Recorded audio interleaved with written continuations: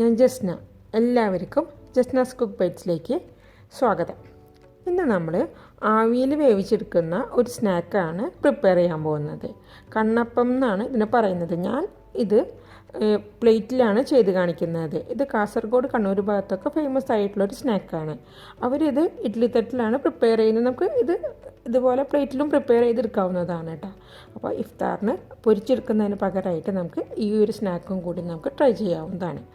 അപ്പോൾ അതിൻ്റെ ഫില്ലിങ്ങിന് വേണ്ടിയിട്ട് നമ്മൾ കുറച്ച് ചിക്കൻ്റെ ബ്രസ്റ്റ് പീസ് ഉപ്പും മഞ്ഞളും മുളക് പൊടിയും പുരട്ടിയിട്ട് ഒരു അരമണിക്കൂറോളം നമ്മളൊന്ന് മാരിനേറ്റ് ചെയ്യാനായിട്ട് നമ്മൾ ആദ്യം മാറ്റി വെക്കാം. അതിനുശേഷം നമുക്കിതുപോലെ പൊടിയായിട്ട് സവാള അരിഞ്ഞെടുക്കാം, പച്ചമുളകും കറിവേപ്പിലയും അരിഞ്ഞെടുക്കാം, പിന്നെ കുറച്ച് ടൊമാറ്റോ സോസും കൂടി നമുക്കിതിൻ്റെ മസാല പ്രിപ്പയർ ചെയ്യാൻ വേണ്ടിയിട്ട് ആവശ്യമുണ്ട്.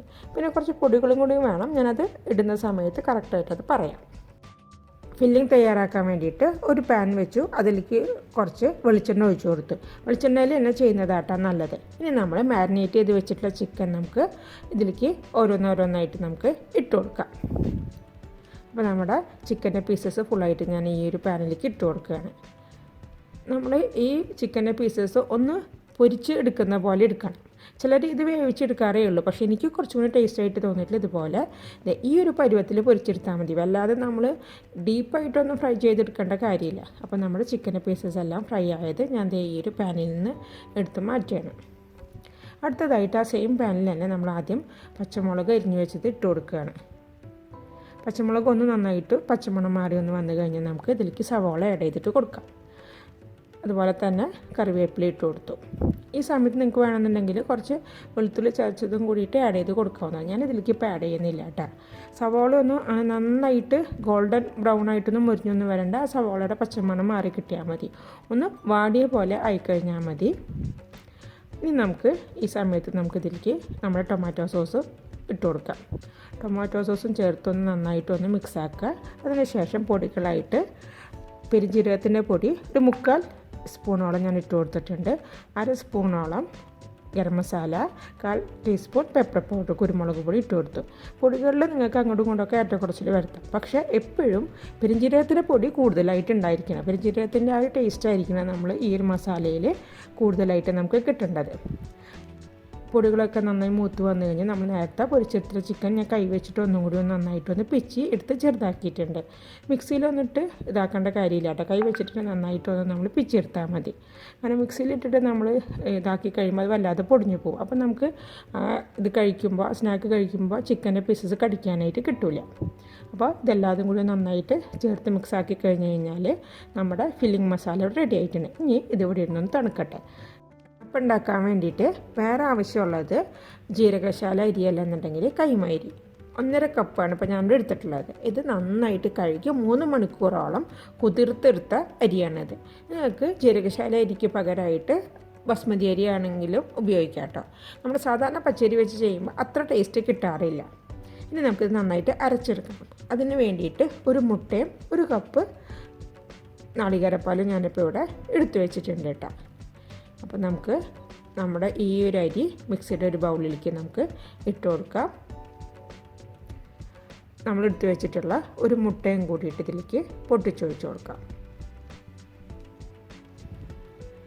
നാളികേരപ്പാലും കൂടി ഒഴിച്ച് കൊടുത്ത് നല്ല ഫൈനായിട്ട് നമ്മളിത് അരച്ചെടുക്കണം. അതുകൊണ്ടാണ് നമ്മളിതൊരു 3 മണിക്കൂർ ഈ അരി കുതിർത്ത് വെക്കുന്നത്. നല്ല ഫൈനായിട്ട് നമുക്ക് അരച്ചെടുക്കണം. അപ്പോൾ ഞാനിത് ഒന്ന് അരച്ചെടുത്തിട്ട് വരട്ടെ. അതെ, ഇപ്പോൾ ഞാൻ നല്ല ഫൈനായിട്ട് നമ്മുടെ അരി അരച്ചെടുത്തിട്ട് കൊണ്ടുവന്നിട്ടുണ്ട്. ഇനി നമുക്ക് നമ്മൾ അരച്ചെടുത്തിട്ടുള്ള ഈ ഒരു മിക്സ് ഒരു പാത്രത്തിലേക്ക് നമുക്ക് ഒഴിക്കാം. നല്ല ഫൈനായിട്ട് അരക്കണം കേട്ടോ, എന്നാലേ ഇത് ശരിയാവുള്ളൂ. ഇതിൽ തരി ഉണ്ടാവാനായിട്ട് പാടില്ല കേട്ടോ. നമ്മളിതിലേക്ക് ഉപ്പ് ചേർത്തിട്ടില്ല. അപ്പോൾ നമുക്ക് കുറച്ച് ഉപ്പും കൂടി ചേർത്ത് കൊടുത്തിട്ട് നമുക്ക് മിക്സാക്കാം. നിങ്ങൾക്കിത് ഉപ്പ് വേണമെന്നുണ്ടെങ്കിൽ അരയ്ക്കുമ്പോൾ അതിൻ്റെ കൂടെ ചേർത്ത് കൊടുത്താലും മതി കേട്ടത്. കാരണം ഇതുപോലത്തെ ഒരു ബാറ്റർ ആയിരിക്കണം നമുക്ക് കിട്ടേണ്ടത്. വല്ലാതെ കട്ടി ഉണ്ടാവാനും പാടില്ല, വല്ലാതെ വെള്ളം പോലെ ഇരിക്കാനും പാടില്ല. അപ്പോൾ ഏകദേശം പറയുകയാണെന്നുണ്ടെങ്കിൽ 1.5 കപ്പ് അരി എടുത്ത് കഴിഞ്ഞ് കഴിഞ്ഞാൽ അതിലേക്ക് 1 കപ്പ് നാളികേരപ്പാലും 1 മുട്ടയും ചേർത്ത് കഴിഞ്ഞ് കഴിഞ്ഞാൽ ഈ ഒരു കൺസിസ്റ്റൻസിയിലേക്ക് നമുക്ക് നമ്മുടെ ആ ഒരു ബാറ്റർ കിട്ടും. നമ്മുടെ ബാറ്ററും ഫില്ലിങ്ങും ഇപ്പോൾ ഇവിടെ റെഡി ആയിട്ടുണ്ട്. ഞാനിത് പ്ലേറ്റിലാണ് ആവി കയറ്റി എടുക്കുന്നത്. അതുകൊണ്ട് 2 പ്ലേറ്റിലും കുറച്ച് വെളിച്ചെണ്ണ തടവി ഞാൻ എടുത്തു വെച്ചിട്ടുണ്ട്. ഇനി നമുക്ക് നമ്മുടെ ബാറ്റർ നന്നായിട്ടൊന്ന് ഇളക്കിയതിന് ശേഷം ഇതിൻ്റെ ഈ ഒരു പ്ലേറ്റിൻ്റെ കാൽ ഭാഗത്തോളം വരുന്ന രീതിയിൽ നമ്മൾ ഒഴിച്ചു കൊടുക്കണം. പിന്നെ ബാറ്റർ ഒഴിക്കുമ്പോൾ നന്നായിട്ട് ഇളക്കിയിട്ട് വേണം കേട്ടോ ഒഴിക്കാനായിട്ട്. അപ്പോൾ ഒരു കാൽ ഭാഗത്തോളം ആവുന്ന രീതിയിലേക്ക് നമ്മുടെ ഈ ഒരു പ്ലേറ്റിലേക്ക് നമ്മുടെ ബാറ്റർ ഒഴിച്ചു കൊടുത്തു. അതിനുശേഷം നമ്മളിതിലേക്ക് ചിക്കൻ നമ്മളെ ഫില്ലിങ് ഉണ്ടല്ലോ, തയ്യാറാക്കി വെച്ചിട്ടുള്ള ഫില്ലിങ് ഇതുപോലെ ഇതിലേക്ക് ഇട്ട് കൊടുക്കുക. ഫില്ലിങ് ഇട്ട് കൊടുക്കുമ്പോൾ എല്ലാ സൈഡിലേക്കും ആവുന്ന രീതിയിൽ നന്നായി സ്പ്രെഡ് ചെയ്തിട്ട് വേണം കേട്ടോ ഇട്ട് കൊടുക്കാനായിട്ട്. ഇനി ആ ഫില്ലിങ്ങിൻ്റെ മേലെ കുറച്ച് ബാറ്ററും കൂടി നമ്മൾ നന്നായിട്ടൊന്ന് ഒഴിച്ചു കൊടുക്കുക. അപ്പോൾ നമ്മുടെ ഒന്നാമത്തെ പാത്രം ഇവിടെ റെഡി ആയിട്ടുണ്ട്. ഇതുപോലെ നമ്മൾ മറ്റേ പാത്രത്തിൽ നമ്മൾ ചെയ്തെടുക്കുക. അല്ലാന്നുണ്ടെങ്കിൽ നിങ്ങൾക്ക് നമ്മുടെ ഇഡ്ഡലിയൊക്കെ ഉണ്ടാക്കുന്ന ഇഡ്ഡലി തട്ടുണ്ടല്ലോ അതിൽ ചെയ്തെടുത്താലും മതി കേട്ടോ. ശരിക്കും കണ്ണപ്പം അതിലാണ് ഉണ്ടാക്കുന്നത് കേട്ടോ. ഞാനിപ്പോൾ ഇത് പ്ലേറ്റിൽ ചെയ്യുന്നു എന്നുള്ളൂ. അപ്പോൾ നമ്മൾ 2 പാത്രത്തിലും ഒഴിച്ച് സെറ്റാക്കി വെച്ചിട്ടുണ്ട്. ഇനി നമുക്കിത് ആവി കയറ്റി എടുക്കണം. നിങ്ങൾക്കിത് ഡയറക്റ്റായിട്ട് ഇതുപോലെ ഈ ഒരു പ്ലേറ്റ് ആവി പാത്രത്തിലേക്ക് ആക്കി വെച്ചിട്ട് നിങ്ങൾക്ക് ആവി കയറ്റാം. എൻ്റെ അടുത്ത് ഈ ആവി കയറ്റുന്ന ഈ ഒരു പാത്രം ഉള്ളത് കൊണ്ട് ഞാൻ ആ ഒരു തട്ടാണിത്, പാത്രം അല്ല ഒരു തട്ടാണ്. അതിലേക്ക് ഞാൻ തയ്യാറാക്കി വെച്ചിട്ട് നമ്മുടെ ഒരു കൂട്ടിട്ടിട്ട് ഇഡ്ഡലി ചെമ്പിലേക്ക് ഞാൻ ഇറക്കി വെക്കണം. അപ്പോൾ വെള്ളം തിളച്ച് കയറാതിരിക്കാൻ വേണ്ടി അടിയിൽ ഞാനൊരു പാത്രം വെച്ച് കൊടുത്തിട്ടുണ്ട്.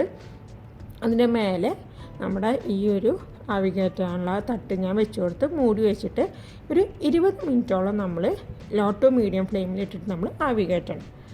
20 മിനിറ്റിന് ശേഷം നമ്മുടെ 2 പ്ലേറ്റ് ഞാൻ പുറത്തേക്ക് എടുത്തു. ഇനി ഇതുകൂടി നന്നായിട്ട് ചൂടാറി കഴിഞ്ഞതിന് ശേഷം ഇതുപോലെ ഒരു പ്ലേറ്റിലേക്ക് നമുക്കിതിനെ കമത്തിയിടാം. നല്ല ഹെൽത്തി ആയിട്ടുള്ള ഒരു മീലും കൂടിയാണിത്. തീർച്ചയായിട്ടും നിങ്ങളെല്ലാവരും ഇതൊന്ന് ട്രൈ ചെയ്തിട്ട് നോക്കണം. നമുക്ക് ഈ ഇഫ്താർ സമയത്തൊക്കെ എളുപ്പത്തിൽ ഉണ്ടാക്കിയെടുക്കാവുന്ന ഒരു സ്നാക്കുമാണ്. അതുപോലെ തന്നെ നമുക്ക് അത്താഴത്തിനും ഇത് കഴിക്കാവുന്നതാണ്. തീർച്ചയായിട്ടും നിങ്ങളെല്ലാവരും ഈ റെസിപ്പി ട്രൈ ചെയ്ത് നോക്കുമെന്ന് ഞാൻ വിശ്വസിക്കുന്നു. എൻ്റെ ഒരു വീഡിയോ കണ്ട് എല്ലാവർക്കും താങ്ക് യു.